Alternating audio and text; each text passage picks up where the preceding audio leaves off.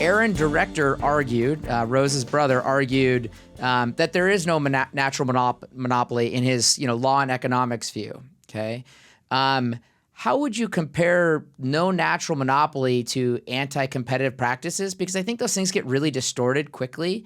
And I think Director, from my reading of what you wrote, would say there can be anti-competitive practices, but there is still no natural monopoly. Can you kind of provide that distinction? Yeah, I mean, I think so. So Director and Friedman end up converging pretty closely on the Hayekian position. They do believe there are some natural monopolies, but they're very, very few and far in between. And natural being, something that the government doesn't create on their own. Right. So the classic natural monopoly is, or that there's only one source that makes sense. Sure. Like for water for a municipality, you need one set of pipes. That sure. Type of thing. But they end up feeling that really what creates monopolies is the government intervention in one form or the other. Sure. That there's a kind of perpetual churn of capitalism that will always subvert. If it's let free, it will dissolve kind of market. It will dissolve anyone who has a competitive edge needs to actually keep that edge. And if they don't have it, they'll be outcompeted by somebody else. So that's where they converge onto. They do think there could be anti-competitive practices, but they don't believe they will be sustained if they involve the firm running losses. So Director's basic analysis is to say, look, if say a company is suppressing, artificially holding down its prices, that's not going to work because eventually they're not going to be able to turn a profit. They're going to have to raise their prices. Sure.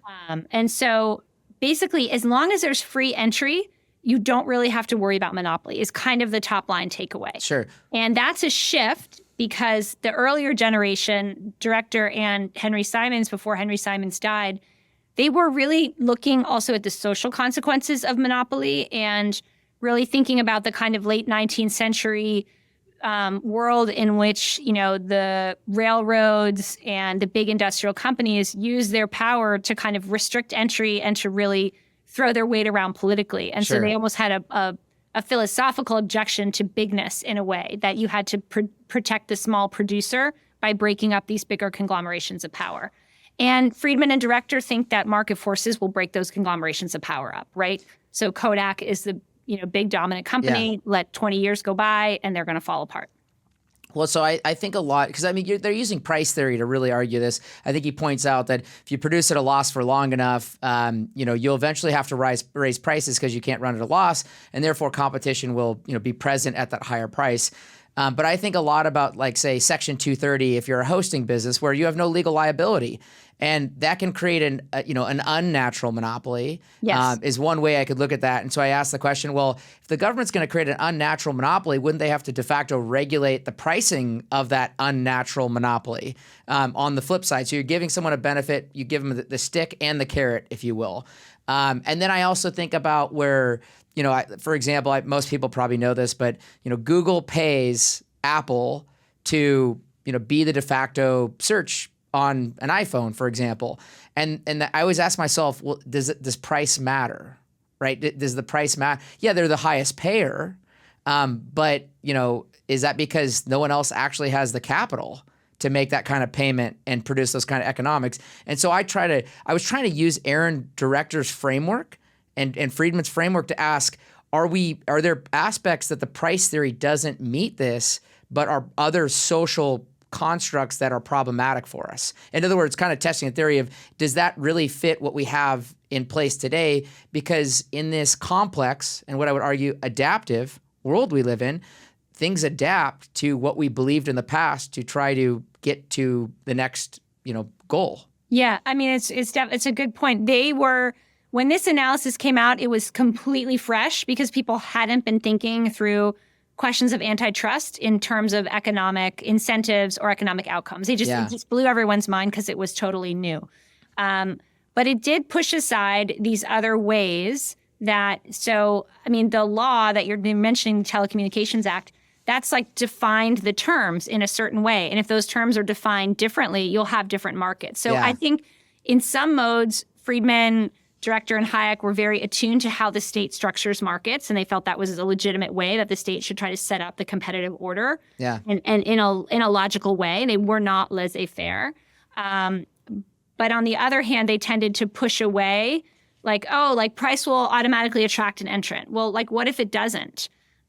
Could that be bad? Yeah. So they had a kind of mechanistic, it was a simplified way. They moved away from Knight's kind of complex view of the world in some ways. So I think it's right to have a pushback. And I think you're also right that now that the economic logic is so pervasive, like people have kind of built that into their approach. Yeah, because I always think, like, what if we just took, like, say, like a Google and did a mob bell, broke it up into, say, 5 regions and said, okay, for the next 3 years, disaggregate yourself, organize yourself, and in 3 years, you're going to go compete head to head. And I think to the point about competition, I think price would change because now you have actors and actresses going out to compete in a more, I want the marginal business I want to grow, and that might produce different outcomes to your point. Let's see. I'm going to skip through some stuff. I will mention it because there's so much good stuff here. I'm going to skip John Birch.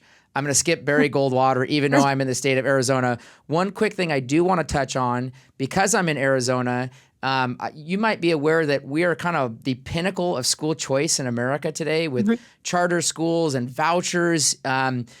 I think one of the interesting things I never knew is that vouchers were really kind of something that grew out of segregation. Can you teach our listeners why segregationists looked and said, well, let's do vouchers? Yeah, I mean, that's a really kind of a dark part of the story. So Friedman came up with the idea from vouchers probably from John Stuart Mill, like kind of very theoretical. Like, let's give parents money and let them spend it themselves. And we can understand this as the application of price theory to social problems. And this is a move Friedman did over and over again. So instead of building a public school bureaucracy, let's give that money to parents who then, as individual actors in an economic marketplace, make a choice. Yeah. So it's very much in keeping with all of his thinking, and it in his mind, and when he formulated it, it had nothing to do with segregation. He published it in 1953. In 1955 comes Brown versus Board of Education. And many Southerners do not want to integrate their schools, and they feel they're being forced to. And so then they say, well, wait a second. We've created a public school system that's subject to this law. What if instead we just gave parents money and they can choose to spend it however they want, whether it's an all-white school or an integrated school or something like that? Yeah. So there's an enormous burst of enthusiasm for vouchers among Southern segregationists, and many rewrite their state constitutions and pass laws in order to create funding streams for what are called segregation academies.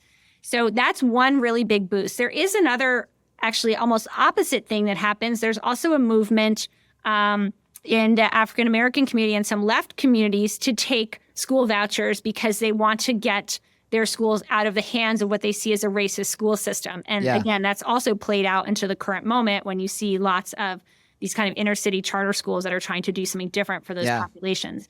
I mean, I puzzle over this in a book because Friedman decided he was fine with segregationists supporting his idea. And I found that troubling because I felt like this is an idea that ostensibly is in the framework of promoting individual liberty, but is being used to support this incredible oppressive system of state-sanctioned, discrimination and violence. Like, how could Friedman be on board with that? So I discuss that also in the context of his support for Barry Goldwater, not just his support for him as an economic advisor, but he becomes almost more vocal than Goldwater himself against the 1964 Civil Rights Act. Yeah, and that was a really tough tussle for Goldwater, where I think you lay out wonderfully how personally he was a desegregationist, like he, what he did in his personal life, versus he had to kind of thread the needle of, part of the Republican Party was very segregationist, and part of the moderate Republicans, or kind of a neoliberal Republican, thought it was a terrible thing in many respects.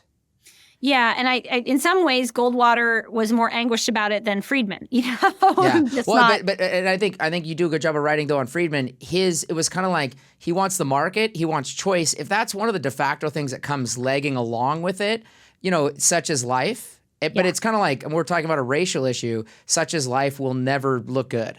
Yeah, and he just didn't have much knowledge of what segregation was like. He didn't see it. He didn't grasp it.